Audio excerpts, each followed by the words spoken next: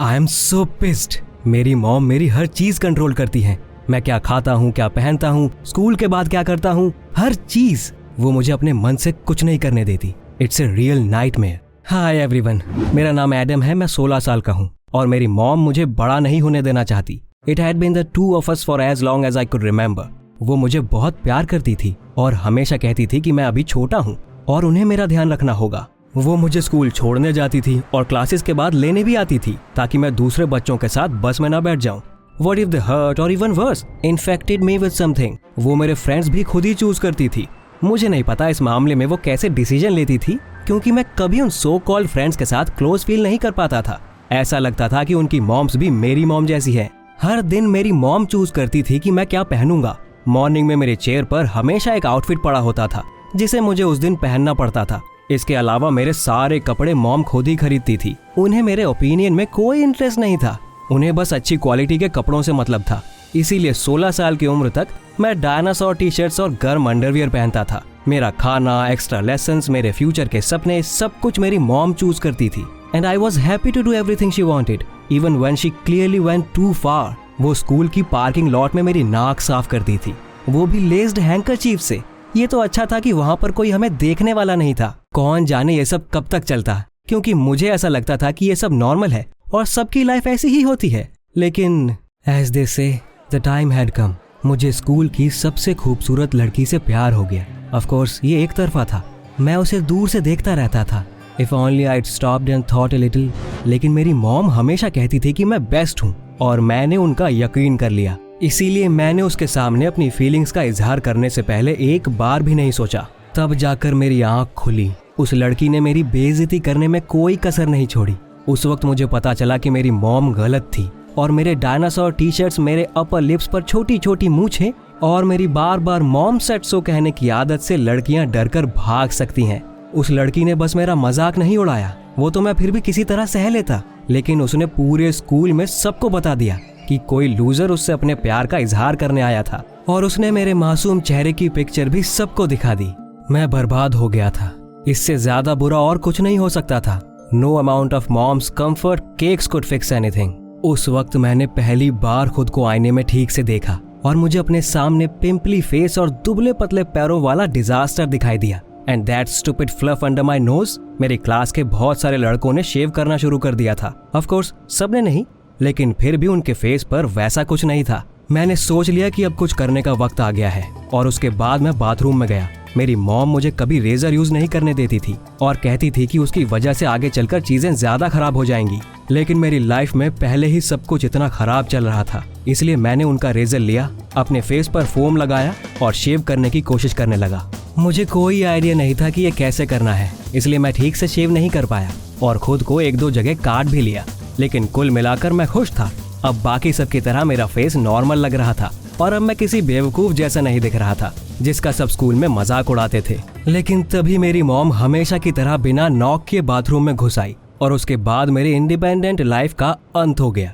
At first, she scolded me for taking the razor without permission, then for taking it at all because I could have hurt myself, and finally for having actually hurt myself. सबसे humiliating चीज ये थी कि उस वक्त bathroom में मैं बस एक चीज से ढका हुआ था और वो था फोम। फिर भी मेरी मॉम ने बाहर निकलने के बारे में नहीं सोचा।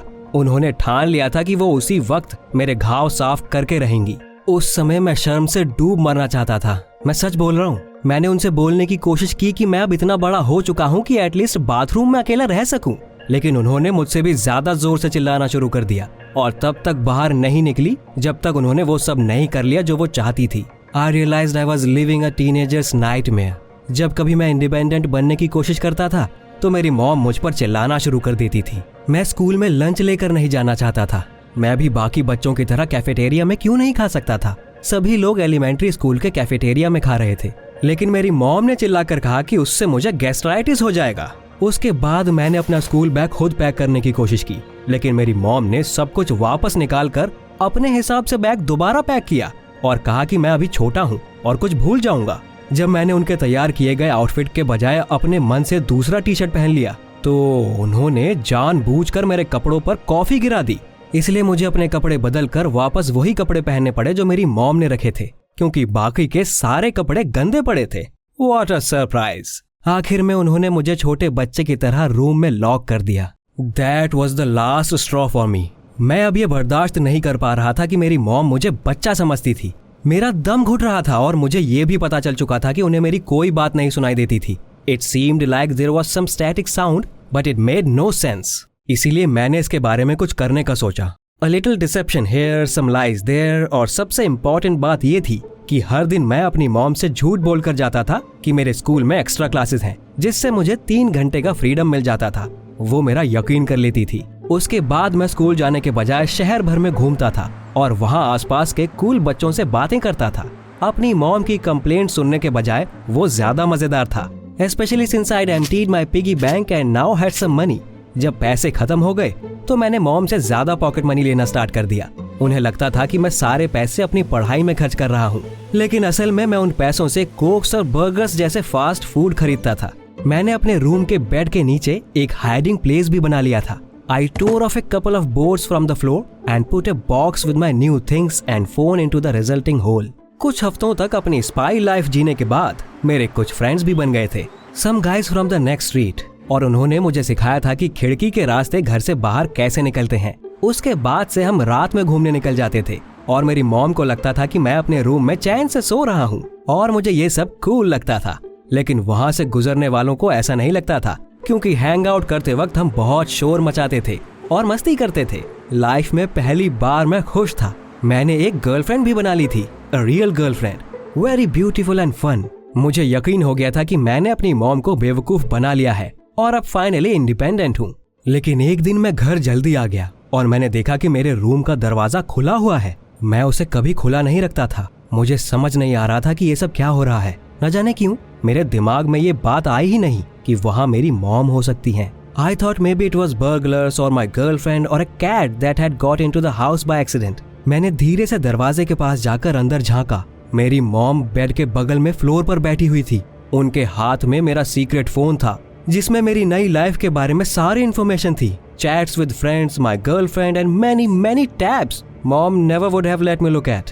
मैं चीखना चाहता था, चिल्लाना चाहता था, मे बी कुछ बर्तन भी तोड़ना चाहता था। I decided not to hold back and threw her real tantrum। मैंने उनसे मेरा पीछा करना बंद करने के लिए कहा, क्योंकि ये नॉर्मल नहीं था। मैंने कसम खाई कि मैं कभी उनसे वापस बात नहीं करूंगा। एंड आई थिंक मैंने उन्हें घर से भागने की भी धमकी दी थी। मेरी मॉम बार बार बस यही बोल रही थी कि मैं अभी भी कुछ नहीं समझता और मैं बहुत छोटा हूँ और मुझे उनकी बात सुननी चाहिए। लेकिन मेरी धमकियों के बाद उन्होंने हार मान ली। ऑफ कोर्स वो बहुत रोई और कहा कि मैं बुरी कंपनी में हूँ।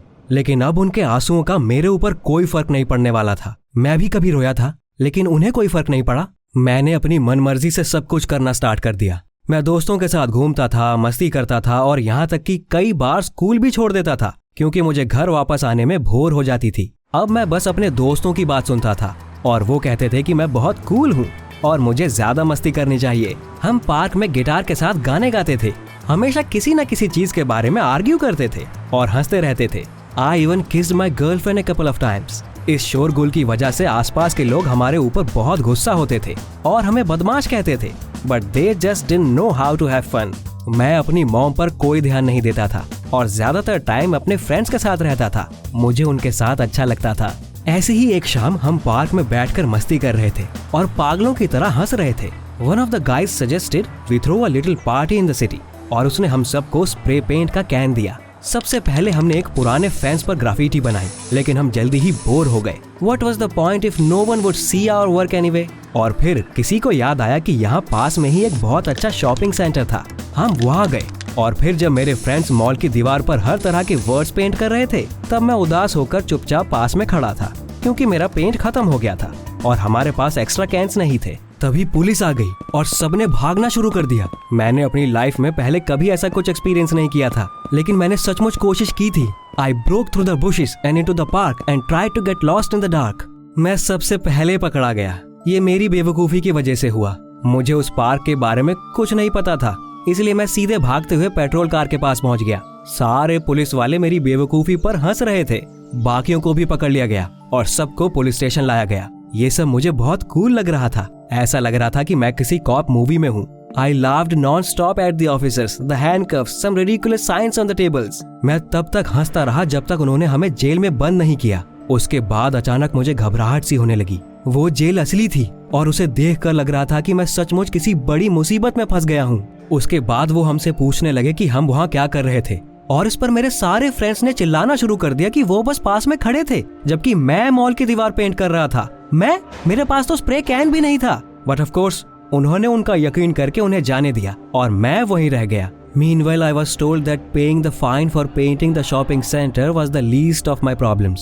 मेरी हरकतों के बारे में स्कूल में रिपोर्ट जाती और मेरी पर्सनल लाइफ पर मेरा खराब कंडक्ट और फाइन दिखाई देता, जो पूरी लाइफ रहता।